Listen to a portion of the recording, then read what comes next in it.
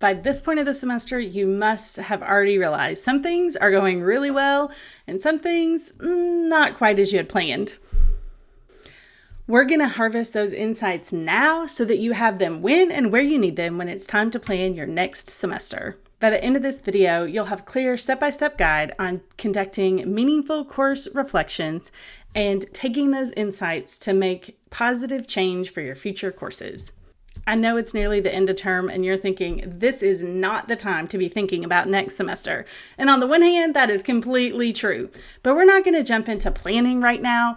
We are going to use our time now to capture important insights and information about how the courses went this semester. This will help you make important improvements in your courses in the future because the information we gather now, you'll use when you're making those future course plans. Reflective teaching is a cyclical process that involves 4 key steps. First, data collection. Next, analysis and evaluation, planning, and implementing. In this video, we're going to focus on the first 2 steps, data collection and a little bit of analysis and evaluation. Ideally, you start data collection from day 1 of the course, but we're aiming for progress here, not perfection. So let's just jump in right where we are. For the first step, I like to open up the syllabus that I'm currently using, and I make a copy of it and put it into a folder for the next time I'm teaching the course. For example, I teach linguistics in the spring semesters. So I'm going to open my syllabus for linguistics and make a copy of it and put it in a folder that says Spring 2025. Now, I'm going to do all of my reflection and thinking work in this new folder so that the information is available and at hand as soon as I start working on the course for next spring. So at this stage, I'm taking notes about what my past self thought was possible and what reality is now telling me is true about this semester. I just use the commenting and review feature on the syllabus right there in Google Docs so I can see that information and my thought process as I start to use it again in the future semester, like I mentioned. The course description doesn't really change from semester to semester. I kind of skip over that part and I head down first to look at the student learning outcomes. The student learning outcomes are fairly standard from semester to semester as well, but I take a look at them to gauge any that I think that I didn't hit on enough during the semester, some that I feel like maybe I spent too much time on, or what I feel might be beyond the scope that this course can handle, those kind of things. So I just review them, and as I read, I make comments using the comment feature and just leave all of my thinking right there. Another important part that I take a look at is my attendance policy. I make note of any comments or complaints or discussions I heard among students, either between themselves or with me, about the attendance policy. I also make notes about how I felt when I enforced the attendance policy that I wrote. Did I think it felt fair? Was it too burdensome on me? Was it complicated for me to keep up with? All of those kind of things are what I make notes of. So one example of this is ages ago, I was in a department that required a standardized attendance policy, and it says that students have to provide documentation in order to have an excused absence. And I realized that I did not really want students to have to document for me. I decided long ago to get rid of that part of the attendance policy because I didn't want to feel like I was policing students. So again, I just continue on through the syllabus. Next, I might take a look at my grading scheme. So this is how I determined overall course grades. I'll think back and make any comments or notes about what students said, if they had any comments or questions on the grading scheme. A nice feature here is at the beginning of the semester, I make a copy of the syllabus that students can make comments directly in. So I take into account those comments that students made when adding my reflective comments at the end. If students had questions or were confused about how their grades were calculated, I make note of that to consider how to make it more clear or if I might want to make a change. Finally, an important part is figuring out what's reasonable for me. So when I look at the grading policy, I make comments about how I felt enforcing this grading policy. Did it make sense for how points were assigned, how items were graded, and so forth? I won't be able to finalize my reflection on the grading scheme until the end of the semester. When I am calculating final grades, before I submit them to the system, I do a gut check with myself to say, okay, are the grades that I have calculated based on our course grading scheme actually reflective of what I think the student should earn in the course? So for example, if I had a slew of C's on my grade book, but I know that I had students who I felt were doing really well and have met the learning objectives. That means there's probably a system with my grading scheme and not really a problem with the students' learning of the material. In that case, I'm going to just take notes, just as I did before, on ideas I have for changing it or just noting that the grades did not match up. In this case, I might make changes to students' grades that semester before making that final submission of their grades, but I'm definitely going to make comments to myself so I can remember to consider how I might want to change it in future semesters. Of course, another component of the grading scheme is the general categories of assignments, and under each major category, I have listed information about the type of work that's under there and any specifications related to earning grades in that category. So as I read through those, I just, again, use the comment feature, highlights, underlines, and so forth. I might even X information out if I decide that's no longer relevant. So again, I just read through and make comments and notes on all of those different components. We'll also scan through any of the policies or procedures and make any comments and reflection notes about those as well, all the way down and including the course schedule. On my syllabus, I put a generic overview schedule of what we're going to be talking about because the full details of the work that my students need to do are always in our learning management system, which is Canvas. So on the syllabus, I just make notes on if there's anything important or we were really ahead or behind at any specific point of the semester, so I can make note of that in terms of pacing for the next time. Once I've gone all the way through the syllabus, then I do a bit more freestyle reflection. For freestyle reflection, you could put them at the bottom of the syllabus. I'm likely to not see them if I put them way at the end. So you could put them at the top of the syllabus, or you could make a completely separate document and just store that in the same folder for the next time you're going to be teaching the course. I have a few questions to get you started on this type of reflection that's not focused on individual assignments or attendance policy, but their overall feeling of the course and how things went. First, you might want to think about how the students engaged with the course content and the material and any activities that you had planned. Were there complaints about the workload? Were students consistently turning in assignments? Were there many missing assignments? That sort of thing. When you think about the assignments, consider which ones you felt like really got at the heart of, did students learn what they were supposed to be learning? So were they accurate assessments of learning? And which ones maybe didn't quite meet that mark? And based on that, you might decide some things need to change. So you'll just want to make notes of anything you've decided to change or areas to consider changing for the future. Again, right now, you're not having to plan out your whole future course. You just want to take down your thoughts in this moment while you're still in the middle of this semester or at the end of this semester, so that when you start planning the next time, you won't just forget all of this and have to start from scratch. We're doing this reflection not to go ahead and plan the next time we teach the course, but so that we can capture this information and remember the feelings we have and the knowledge that we have right now about the course. We'll use that to inform how we design the course in the future. If we don't do this work, then when we go to design the course in the future, we may not remember all of these specific details. So we're really doing our future selves a big favor by doing this work now. So you might also realize that there were some additional resources that could be needed or resources that were used that didn't really work well for the students.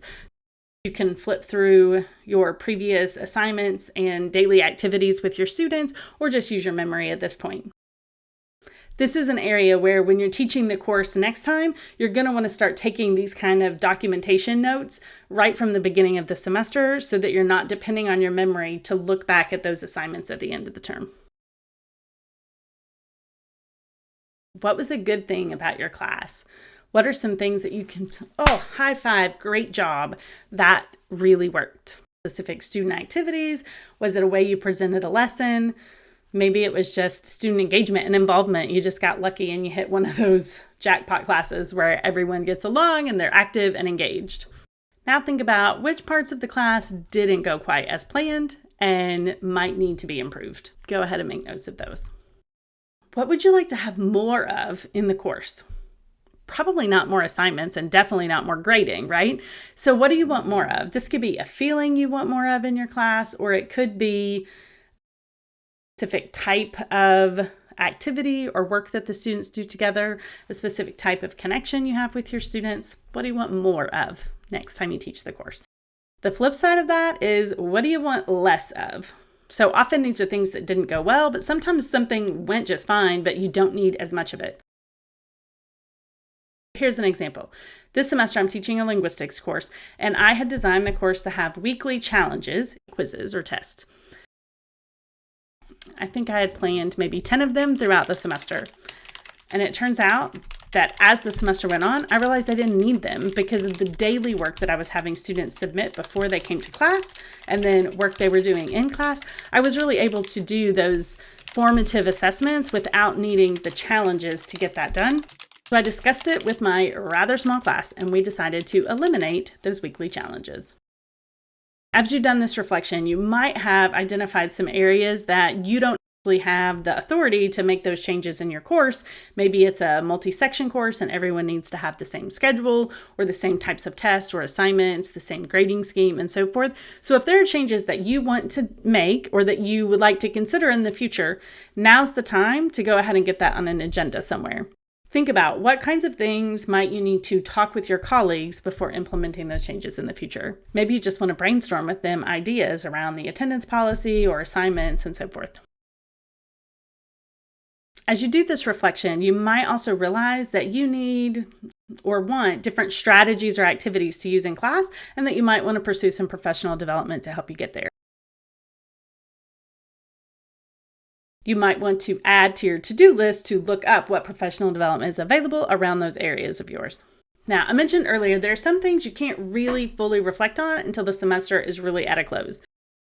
The first one I mentioned earlier is, do the calculated grades match up with what I think the grades really should be? Usually they do, but every now and then I have a real wonky system. I don't know what happens and it just doesn't come out the way that it should. Sometimes it's I entered something incorrectly, fiddled with the numbers incorrectly in the learning management system. And other times I just weighted things incorrectly and it meant that students who really were doing well were not getting the grades that they deserved. You'll also, of course, want to look at student evaluation of instruction, those formal and informal ways, right? So informal are the daily interactions you have with students. Are they doing the assignments? Are they keeping up? Do they know what's going on based on the work that you've given them? Are they able to actively participate in class? Are they groaning and moaning when they're in class? And of course, at the end of the term, students will have the official course evaluations. We know that these are biased against women and marginalized faculty. However, often there are comments in there that we can use to improve our instruction and make our classes more manageable and help our students be more successful. Some of my colleagues have someone else read their evaluations and then summarize the comments in a way that doesn't leave you open to all of those negative things that students talk about that have nothing to do with your instruction, like my teacher wore the same sandals every day for the semester. That is true. I will still do it. It's okay. So you are going to want to look at that information. Again, that'll have to be at the end after the semester has completed before you get those reviews back. You can either put that at the beginning of the next semester or take some time at the very end of the year before you move on to other things for the summer. That's up to you, of course. Of course, you'll also want to look at patterns and trends that emerge in the student performance, either in their knowledge, their skills, their abilities, based on your specific course content. Are there areas that need additional instruction to bring them up to the expected outcomes for the course, or were things kind of right on par?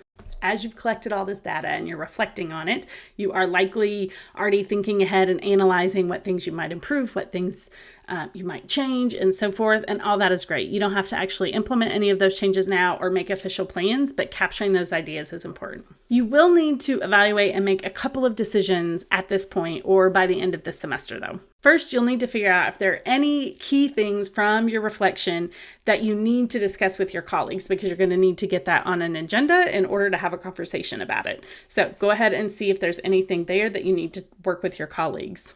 Here's some things you might need to talk with your colleagues about. If you think the scope of the course or sequence needs to change, if you have a common attendance policy and you feel like there need to be adjustments to it, if you have a standardized grading system and you feel like what was done didn't accurately reflect the students' work. So big picture things, if you need to coordinate with others, or if you feel like the students coming into that course aren't prepared, then what conversations do you need to have, either to adjust the level of instruction in your course or to adjust the level of instruction in prior courses that are prerequisites for your course. Or maybe there aren't prerequisites and you feel like there should be.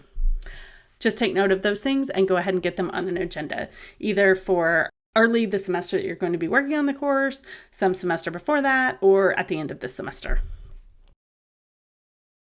The other thing you'll need to consider is any professional development needs you have. So we talked about earlier that you might have identified some professional development needs, and you might not be able to wait until the next time you teach the course to move forward on that professional development, because by that point it might be too late depending on what your needs are. So you're going to want to consider if that's something you need to go ahead and put on your schedule and find information about the professional development, sign up, get the materials and resources, and go ahead and enact that professional development. If you teach the course once a year, then you have the entire fall semester that you could do that professional development, but now's the time to think about what you need and when you might be able to fit it into your schedule. All right, now you have all your notes and reflections in one place, and you will use these, not right now to plan the next semester, but next time when it's time to plan the semester, all of these notes and reflections will be there waiting for you to guide you and remind you of the things that you thought could use improvement for the next time. That time is when you can decide if you need to adjust the course structure or pacing, if you're going to incorporate new teaching strategies, technologies, tools, and resources, if you're going to revise assessments and activities or assignments, and make sure you followed up on those professional development opportunities. And if you decided you didn't need them before that semester, you can kind of keep in mind as you go and do reflections throughout the semester if it is something you want to pursue in the future. For the next time you're teaching it, when it's time to do that, then you're going to implement. And as you're teaching the course, every day, every week, every so often, go ahead and take notes. Reflect on how did that activity go? How did that homework assignment go? Are students attending class? What are they grumbling about? All of those things. Go ahead and take notes on that now, so that at the end of the semester, when you're doing your full course review and reflection, you're not dependent on your memory for all of this information. You can just flip through some notes.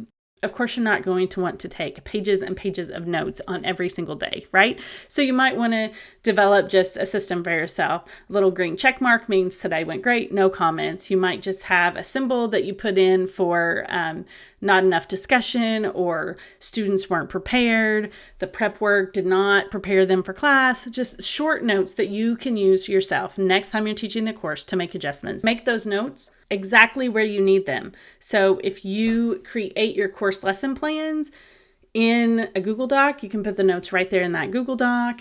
If you have a slide deck, you can put the notes right in the slide deck on any assignments and so forth. Put the notes exactly where you will see them the next time you plan to do that specific activity or use that information. This has been a lot, and we've talked a lot about a lot of different reflection questions that you can use. If you would like me to create a workbook for you to use to reflect on all of your classes, go ahead and comment reflect below, and I will create that for you.